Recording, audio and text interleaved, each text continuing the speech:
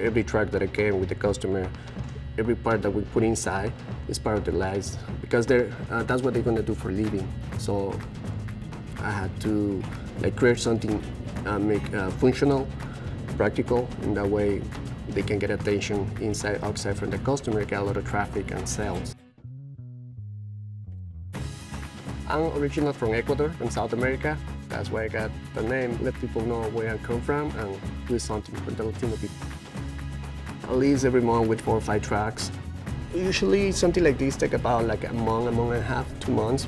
Some of the other 3, 4 months. I got projects that they go for 6, 7 months when it's a little more like, they need more time because it's a mobile kitchen. There's no limits.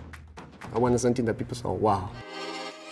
This is nothing, this is zero, like the base. And this one, we're in the stage 2, which means run the electricity, installation, and add the walls. And this one, it's gonna be the stage 3. It's a lot of work, a lot of little parts that we had to put together. I'm passionate doing this, but at the same time, I dedicate the time to each customer. We are here in stage 5. We put almost all the pieces together here. Clean it up, polish, make it shiny, and then, as you see, there's gonna be a mobile coffee trailer. I got my father here. I got my mom here as well, my sister Erika, who is taking care now of all the sales of this company. It's a family. I try to make my family business, yeah.